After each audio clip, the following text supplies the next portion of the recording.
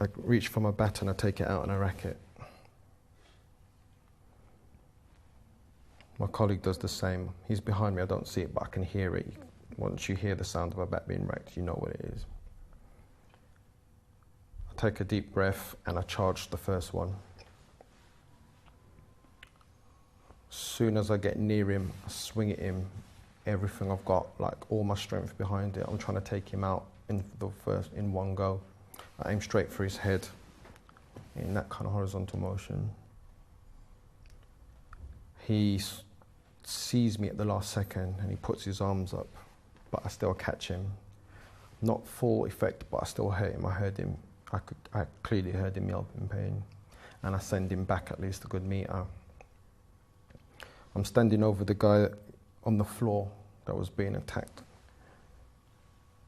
About half a second, maybe even a second, is a meter. I stare at him and then I'll go for him again. So I'm attacking the first one and I'm getting the better of him. He's on the defensive. He's not really got much of a chance to attack me because he's too busy holding his hands up defending.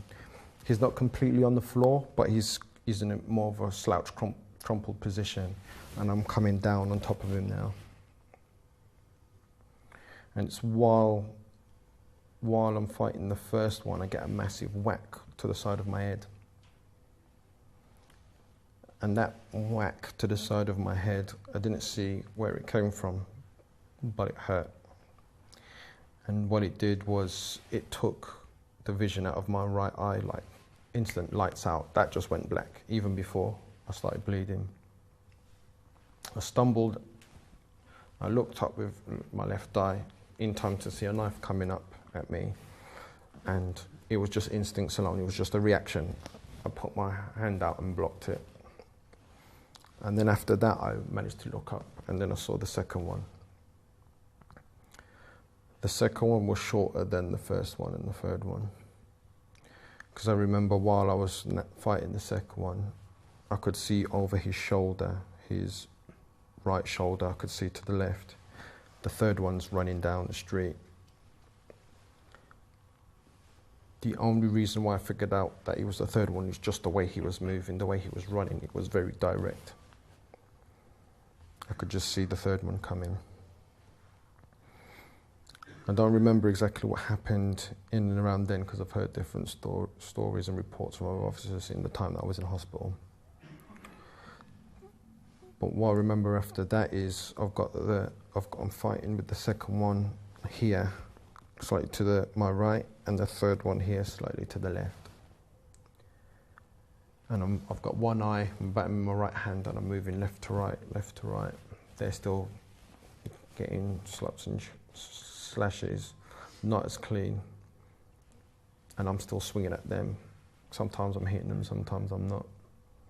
But the second one, he was the one that got the side of it, and he was definitely the one that blinded me, the short one. I think the third one, he was the one that got the cuts on my left hand. And while I'm fighting these two, my left leg starts wobbling. It starts wobbling in a weird way. So I'm fighting these two, I'm thinking, what's wrong with my leg? What's wrong with my leg? I look down and I see a knife moving up and down in the side of my leg. And when I look up, I realise, shit. The first one that I was fighting, I'd got back up and got back into the fight. And I don't know why I didn't see him. Maybe because I was focused on what I had in front of me and I only had the one eye. But he'd come round and just started sticking his knife into my leg, trying to put me down. I'm fighting left to right. The first one's, I see this knife in my leg, and it's kind of weird. I don't exactly feel the pain of what they're doing, I just feel what they're doing, if that makes any sense. I remember swiping down at the hand or the arm or the knife that was in my leg, and he pulls out. I don't think I actually hit him, I think he moves out the way. What I do remember about what he did after that was quite weird, because after he pulls out, he doesn't back away from me straight away. He brings his hand up in an upward arcing motion. It's quite weird. Then afterwards, I've had time to process it. I realised, because I was wearing a short-sleeved uniform T-shirt then, and he was trying to open up my forearms, like my veins. But where I had moved like that, he ended up opening up my fingers instead. And then at that point, I don't even know. All I know is I'm just swinging. I'm swinging all over the place. I couldn't even tell you if I was hitting them or not, to be honest. And I just have one command, one voice in my head saying, don't go down, don't go down. For me, in all honesty, I'm not ashamed to admit it, I'm under no illusions. For me, that voice was God's voice, or my guardian angels. And they gave me one rule, one instruction: don't go down. Because if I had gone down, me and you wouldn't be having this conversation right now.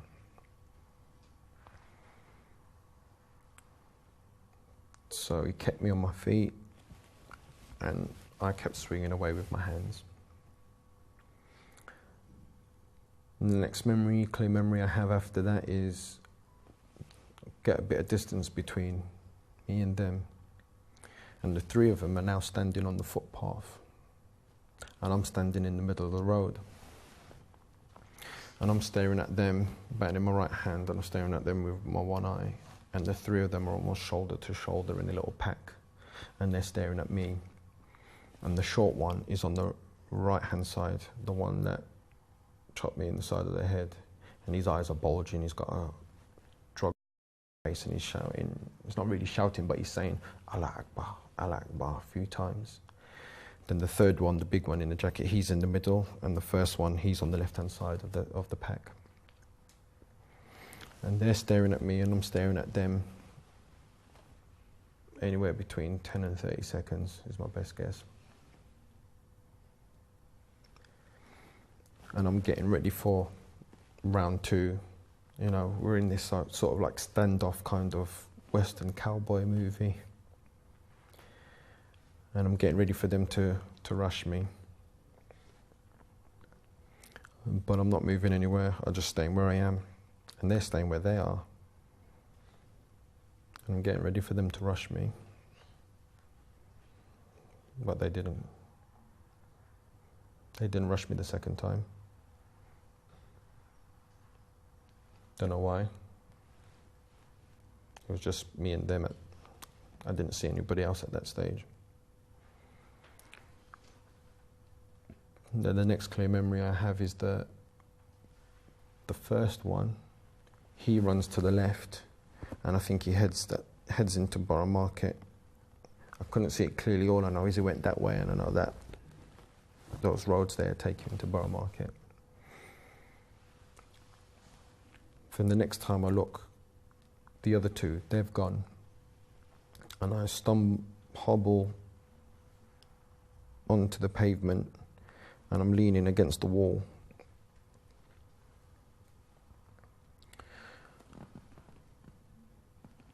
Then I remember, felt like warm water falling on the back of my right hand.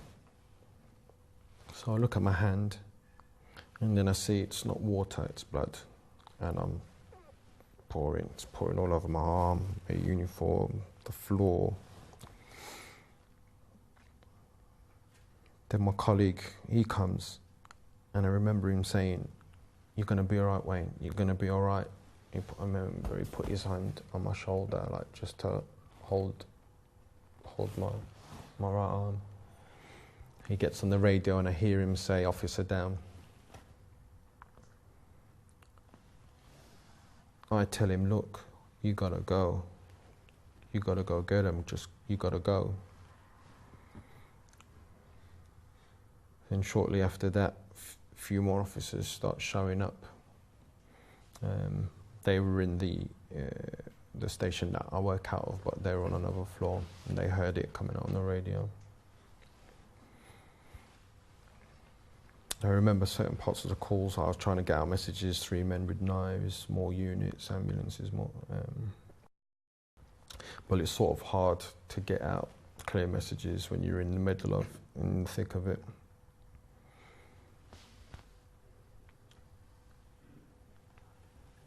My colleague went, and these other 2 officers, they eventually got me to sit down onto the floor.